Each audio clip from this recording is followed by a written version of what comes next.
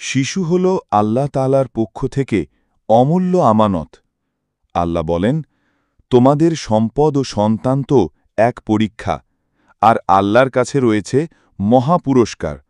সূরা তাগাবুন আয়াত 15। ইসলামে শিশুর অধিকার শুরু হয় জন্মের আগেই। মাতা পিতার সৎ চরিত্র ও উত্তম আখলাক ভবিষ্যৎ প্রজন্মের ভিত্তি গড়ে দেয়।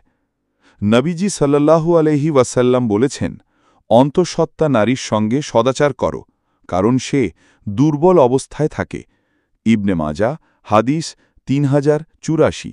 জন্মের পর প্রথম অধিকার হল সুন্দর নাম। নবী সাল্লাল্লাহু আলাইহি ওয়াসাল্লাম বলেছেন, তোমরা তোমাদের সন্তানদের সুন্দর নাম দাও। আবু দাউদ হাদিস 4942। আকিকা আদায় ও সুন্নত, এটি কৃতজ্ঞতা প্রকাশ ও সামাজিক দায়িত্ববোধ জাগায়। শিশুর প্রথম শিক্ষা হল দ্বীনি শিক্ষা।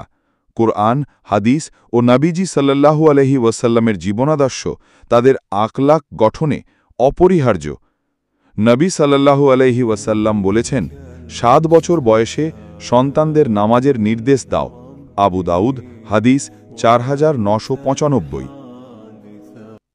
খাদ্য, চিকিৎসা ও নিরাপদ পরিবেশ শিশুর মৌলিক অধিকার। নবীজি সাল্লাল্লাহু আলাইহি ওয়াসাল্লাম বলেছেন, যে ব্যক্তি তার পরিবারের ভরণ পোষণ করে সে সাদকার সওয়াব পায়। বুখারী 5351, মুসলিম 1002। নবী সাল্লাল্লাহু আলাইহি ওয়াসাল্লাম শিশুদের প্রতি অপরিসীম স্নেহ দেখিয়েছেন। তিনি বলেছেন, যে ছোটদের প্রতি দয়া করে না সে আমার উম্মতের অন্তর্ভুক্ত নয়। তিরমিজি 1919। ভালোবাসা ও নিরাপত্তার পরিবেশেই শিশুর চরিত্র বিকশিত হয়। শিশু প্রতিপালন কেবল দায়িত্ব নয়, বরং একটি ইবাদত।